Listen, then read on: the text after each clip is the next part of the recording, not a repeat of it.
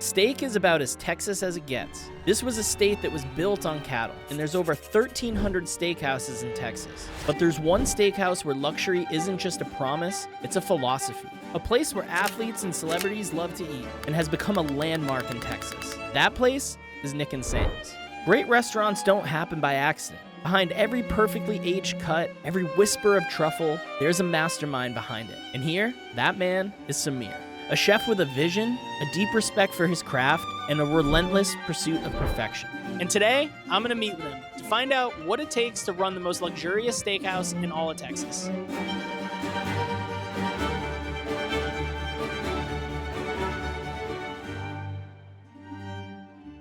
All right, this place, as soon as you walk in, is definitely feels pretty luxurious. This is awesome. As you see, there's no windows. Yeah. So Mr. Romano, who started the concept, believed that, hey, we're not gonna have any windows. This is gonna be an experience inside. This is gonna be totally not gonna be looking outside. This is all about Nick and Sam. This is really cool. And I love that it's set up into all these different rooms. So this is our main dining room, curved on top, looks like a little wine barrel. An open kitchen, just for the fact is, always believe we want to see who's cooking our food. Samir kept showing me around the restaurant, and the atmosphere was incredible. It sort of feels like sophisticated old Hollywood, and you feel special being in this building. We made our way over to the bar, which has its own unique environment during dinner service. The bar is a great place. We play some cool music in here. We have all the Tyler Shields paintings in here, pictures in here too. This has always been a special place. I think it gives people a sense of kind of freedom from the dining room. Yeah. This is more casual, real upscale, upbeat music. The great staff gives a different vibe. And people love coming and hanging out here, whether it's late night, whether it's coming in a little earlier to have a drink before they get sat in the dining room. Yeah. So it's always a fun place to be. There's one thing that I wanted to talk about, actually. So I read your book before I came here. Okay. And in the foreword of the book, it's my favorite quote of the whole book. And I can't remember the exact quote, I'm gonna butcher this, but you dedicated the book to that Indian chef that told you as a little boy that you were never gonna make it. Yeah. I went to my chef's office, knocked on the door, and he asked me to come in. I said, "Chef, I'm leaving." He says, "Where are you going?" I said, "I'm going to America. I'm going to go study a little more about food." He says, "You're wasting your time. You learn everything here." I said, "No, sir. I really want to go to America and study at the Culinary Institute." And he says, "Don't waste your money. You're never going to make it in this business." And I said, "Thank you, chef." So that's been a driving power for me. I look at that. I listen to him telling me that, and it pushes me harder to do better. You know, it pushes me harder to be a better chef, a better person. What great motivation to want to be better, because that can defeat a lot of people too. If someone tells you flat out, hey, you're never gonna make it, some people believe that, and then that's the end. I didn't want to go back home. I wanted to stay, and I wanted to work, and I wanted to work hard, and I wanted to be part of everybody. And being a foreign student, it was difficult in the beginning, but. Tell me a little bit more about you and your journey. I've always wanted to be a chef. So all I wanted to do is cook, and went to culinary school in India and went 2 years there, and then kind of worked at the Taj Hotel, which is a famous hotel in Bombay. My sister kept telling me, who lives in New York, kept telling me, "Hey, I think you should come to New York. You should go to the Culinary Institute. It's the best school in the world." A year before that happened, I had worked a year there, and my parents had brought us to Disney World. And after Disney World, we went to Santa Barbara to visit Uncle Bob. Uncle Bob was one of my dad's best friends. And while I was there, Uncle Bob's, I was outside, and Uncle Bob calls me inside, and he goes, "I need you to meet somebody, come inside." So I went inside, and there's a lady standing there, and Uncle Bob says, "Samir, do you know who this is?" I said, "I do not." "This is Julia Child." And Julia was his neighbor. And I sat and talked to Julia Child for an hour or so, and she told me about the Culinary Institute, and she said, "If you want to pursue being a chef, that's your first step. That's where you need to go." How did it feel having to leave your country and leave your family? I mean, just that alone would be enough to deter a lot of people. It was hard, but I never thought I'd end up at the Culinary Institute, but I think it wasn't my passion for cooking, and my brief encounter with Julia really pushed me to, I said, "Okay, you know what, I can always come back home, but let me go give it a chance." A lot of good things, a lot of good people have come my way, you know, and Yeah. it's not by chance. I think it's all good stuff. His passion for cooking has also become a passion for quality. Nick and Sam's is known for its luxury, and a great dish starts with great ingredients. Samir brought me to his walk-ins so I could see where it all starts. So the beauty about us is pretty much everything. We get all our beef from Allen Brothers. These right here are dry aged long bones, 32 ounce dry aged long bones. And they do such a great job for us. But all our meat comes from them. Yeah, they have an incredible product. They do. And from our 10 ounce fillets to, right here we have the special. This one here? Yeah. The Luca? The Luca. So that's our 77 ounce, 77 dry aged steak. Did it for Luca himself. People asked me when he got traded, are you going to take it off? I said, never. Absolutely I did it for him as friendship, and I said, I'm not going to disrespect him by taking it off. No way. So, you got to do a man better than that. Did he eat the whole thing? No, he didn't eat the whole thing. This is the other one. This is the Dirk. This is the 44-day dry age, 44 ounce bone-in tenderloin. So I did that for Dirk too. Dirk thinks his steak is better than Luca's, so I don't blame him for that. So the other thing that's really impressive is your Wagyu selection, right? You guys are one of few people that actually have certification to sell Kobe beef. Yes, and that's the Hyogo right here. So this is true Kobe beef. So it comes from the region of Hyogo. So we carry the strip, the tender, as well as the ribeye. I think it's a great piece of meat. I don't know. I would rather do a Hokkaido, which I feel is a lot more flavorful.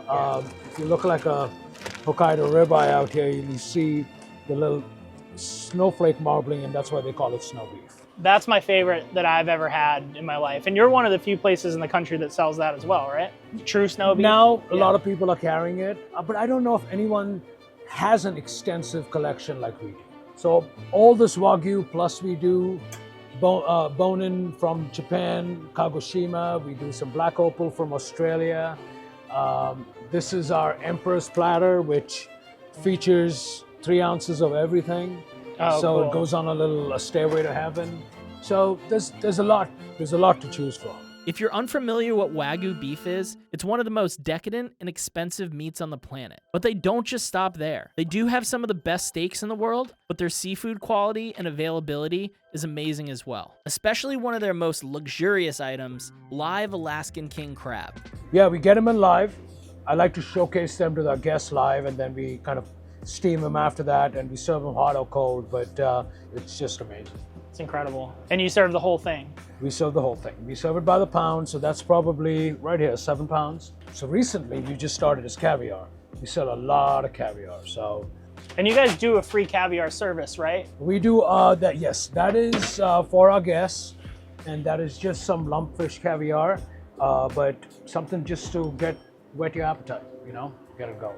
After seeing all these quality ingredients, I wanted to know how Samir approaches cooking his steak. We left the walk-in with some steaks, and he did not hold back on the cuts either. We got a dry-aged tomahawk, and then we have a wet-aged 48-ounce porterhouse. Awesome. So instead of a traditional grill, you guys are using this is a broiler? This is a Montague broiler. Goes up to about 2,100 degrees. Heat is all from top. Kind of sears the steak up, Yeah. So is that what you want, fast heat on a steak? Yeah, it locks in the moisture. That's what you want. So with cooking a giant piece of meat like this, how do you know when it's done? Because you guys don't use timers, right? No, never. I guess it's just a feel. We've been doing it for so long, you can just kind of touch it and see where you are temperature-wise. If you see it's kind of searing the meat there. So that's how you guys are able to have so many tables. It doesn't, it's not taking 30 minutes to cook a steak, right? That is true, yeah. It makes it a lot easier, so. So you still have to flip it even though it's in the broiler? Yes, the heat only comes from top, so. Oh, okay. How would you prefer to serve a steak? I like medium rare to medium, somewhere right there in between. It just gives you enough of time for the fat pockets to kind of start breaking down and get that flavor. So there's less heat in the front. So I kind of pull the steak back a little bit, just to kind of make sure it doesn't char as much and it cooks evenly. So it's getting there. So that's, I would say, like somewhere medium rare to medium right there. I watched the steak sizzle in the broiler, and it was finally time to take the tomahawk off. Samir brushed it with butter, and then cut it up for me to try. So is this the typical presentation that you'd get if you ordered the tomahawk here? Yes, we normally don't slice it. Yeah, normally if someone wants it sliced, that's when we'll do it this way. Okay. Look at the cook on this. Perfect medium rare. Oh my God. That crust is perfect. The salt is perfect too. I feel like with a big piece of meat, a lot of times people under-season. They do. It's tricky cooking a porterhouse like this, just for the fact the tenderloin cooks a lot faster than the strip. So I kind of put the tenderloin outside and kind of leave the strip inside to cook a little bit more. But After a few more minutes, the porterhouse was done, and it got the same butter treatment that the tomahawk did. Samir cut it up in the way that he would serve it in the restaurant for us. So this is what, 43 ounces? 48. 48 ounces, wow. Is this usually shared for the table? Normally is. I've seen some football players eat it by themselves. The quality and the opulence here is on the next level. Samir has the ability to create any experience the customer wants, and his creativity seems like it's infinite. But it got me thinking, what food influenced him in his journey to get here? Food has a major impact on many people's lives, and sometimes it's one meal that becomes the turning point in someone's life. So I asked him, what 2 dishes were the most impactful for him and in his career? And he offered to make them for me. This is my mom's recipe for the butter chicken. It's a dear dish to mine. I remember every time I eat this recipe, it takes me back sitting at home with my family at the dinner table having dinner. It just brings back a lot of memories. Yeah, So- and your mom was a chef, right? Or she cooked? She was an amazing cook. She used to give cooking lessons at one point. Call her a chef, absolutely. But she's the one kind of just got me into cooking. So When your mom used to cook this for you when you were a kid, would you help her? Or... eventually I started helping. Eventually I did. Initially I didn't. But once I really got to enjoy food, I wanted to see what she was doing. I feel honored that I get to stand here and watch him recreate his childhood through this dish. It starts with chicken that he marinates in grapeseed oil, tandoori masala, ginger garlic paste, lemon juice, and yogurt. He lets that sit for 2 days and then sears it on super high heat. Since the restaurant doesn't have a tandoori, he uses his broilers. Luckily, he already had some of this prepped, so the next step is the sauce. Now we're gonna go ahead and make our sauce for the butter chicken. Normally the sauce contains the original recipe from that restaurant in New Delhi. It contains cashews, but I decided not to do cashews just for the fact people are allergic to nuts, and I think this quick little sauce makes a big difference. So, Okay. Do you eat this often yourself now? oh, I love it. Yeah. Yeah, anytime. So So this is like one of your biggest comfort foods, you think? it is, yeah. This steamed rice, you can't go wrong with that. So right here we have our pot. He adds butter, onions, cilantro, and green chilies to a pot and sweats the onions down. Then it's time to add the spices. The spices are key. Garam masala, little Indian chili powder, some cumin and coriander powder, and some ketchup. As the spices start to become aromatic and the sauce was coming together, I couldn't help but think what it must have been like for Samir eating this as a child. I wanted to know how important cooking and sharing of food was for his family. My mom always said, I don't care what you do, throughout the day, everyone's got to be at the dinner table at 8 o'clock in the evening. Whether you said a word to anybody or not, it was them. My mom put out a feast every night. So do you think that that's part of where you got your inspiration? Oh, definitely. Definitely. I enjoyed food so much that's when I said I had to learn about it. You know, this place being a place where like you feel taken care of, that must have come from that place of your mom taking care of you guys when you were younger. I think so. You know, it's a culture. It's the Indian culture also. Is you greet guests home into your house, you feed them. It's that little basic culture that's brought me over here. So I keep preaching that. Once the spices and onions get mixed in, he adds chicken stock and brings the pot to a simmer. After adding the chicken, he adds fenugreek leaves and lets the chicken braise in the sauce for a while. While the butter chicken is simmering, Samir wanted to cook me one of the most important dishes he created in his professional career. The crab cake. What's the story behind this? This has been on my menus in restaurants in New York, and when I brought it here, and it's a crowd pleaser. But this is kind of cool because this is a dish that stayed with you from the beginning of your career. Pretty to much, now. yeah. This and one other dish, which is the calamari. And so those are the 2 dishes that have been on my menu since day one. He starts by making a dressing which acts as a binder. He adds mayo, eggs, lemon juice, cayenne, sugar, parsley, and Dijon mustard and whisks it together. Next comes the crab. He uses 2 different types of crab. Backfin lump crab meat, which he adds first, and then he adds the binder and panko breadcrumbs and mixes it together. Then he adds larger lump crab meat into the dish, and the idea behind this is that when you cut into it, it's gonna have a perfect texture and it's gonna have big chunks of crab meat in it. Then he shapes them into patties and lets them sit overnight. Then it's time to cook. As I was watching Samir cook, I couldn't help but think about him when he first moved here, all alone from a new country, and he was trying to make his way in New York City. It seemed like he was able to adapt quickly, so I asked him how he did it. Well, the culture shock was coming to school. It was my first time in America, but I think you just got to adapt to where you are and what you want to do. A lot of people don't want to make that change, but not just in cooking, but kind of in life itself, right? But having my sister there did help. And then a lot of my friends who went to culinary and lived in the city, so got to know that city pretty well. Yeah, that's good. Samir finished the crab cakes off to a perfect golden brown and plated them with a mustard aioli and greens dressed with lemon. I was really excited to try them. So how would you tackle this? Mustard aioli crab cake to begin with. Just get right Greens into to it. me is more garnish than anything else.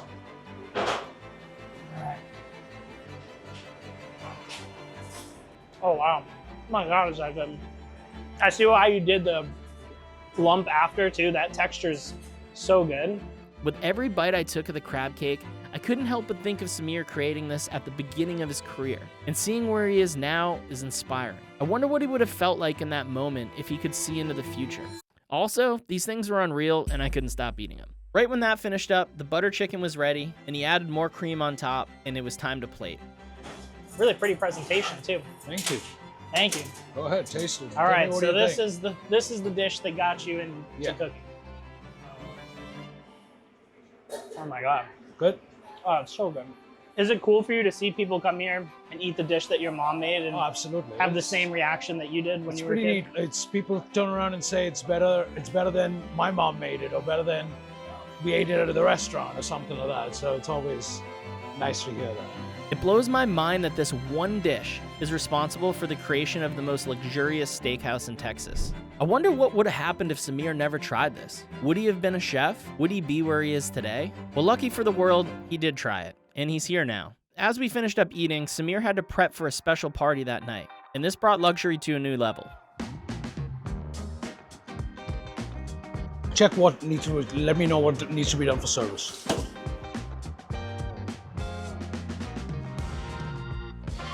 Samir worked relentlessly. Everything he does is meticulous and thought out. This focus and tenacity is part of what makes Nick and Sam's a place where celebrities and superstars frequent often. When Samir was finished with his prep, I met him at their wine cellar, where he shared an interesting tradition that he created. So you've started this tradition of having like celebrities and friends sign wine bottles? It was more celebrities than anything else. Yeah. I think everyone just signs someone's picture or they sign a wall, so we wanted to do something different. That's cool. And they're unopened bottles? There's a bunch of them. Yeah, they're all over the place, but we've had some great ones here. Derek Jeter signed one, and that's one of my favorites. So George Clooney. We have all kinds of people. So.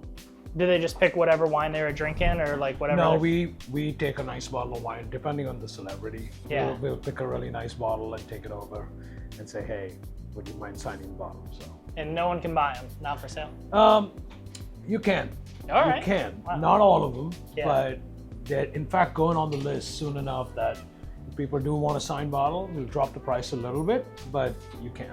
That's cool. And some of the artwork's for sale too, right? All of the artwork is for sale, yeah. Most of the artwork in the dining room is done by Mr. Romano himself. Looking through the artwork and wine bottles, Samir wanted to take me into their wine cellar, where they keep some of their best bottles on the menu. They have some really high quality wines, but since the room is temperature controlled, they also age prosciutto. We do, yeah. Chef John started doing that. We go to about 24 months. I'm not sure where these are. He's got it all labeled and ready to go. But it's really, really good.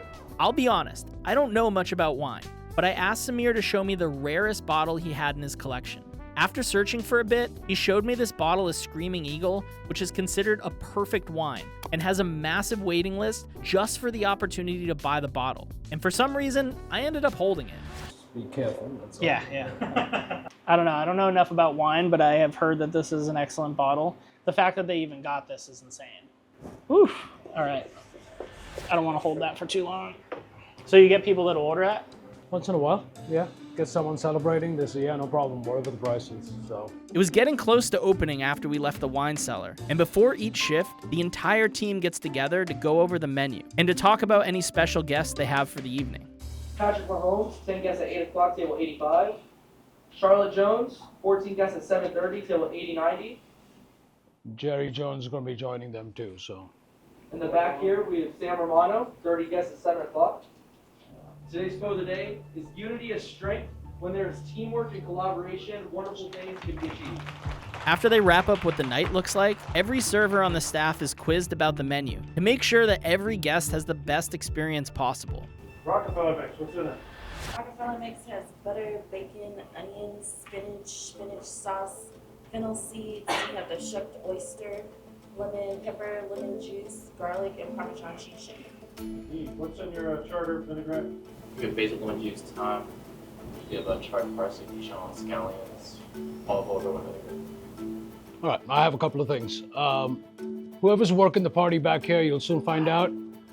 Please come and talk to me. It's a special menu for Sam I made, so everything will be coming out from the back kitchen. So that adds to everything going on in Omakase, guys. So everything is family style. Everything may be 2 dishes of each on every table, okay? So I'll talk to you guys about that when you're done. The team finished up and it was time to open, and things got busy fast. Watching the servers navigate this filled restaurant with ease was almost like watching a ballet. It was truly amazing to watch, and the food coming out of the kitchen all looked perfect. I wondered what it would be like for Samir to experience the restaurant from a customer's perspective. So when was the last time you actually sat and ate in your own restaurant?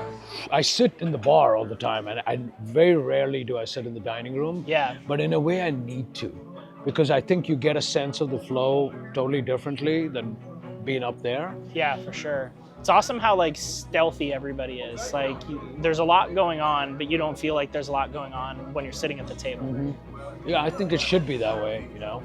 How do you train people to be able to do this stuff? Man, the training program is intense. It takes a minimum of 3 weeks to get before you get on the floor. It's a lot of work. Wow.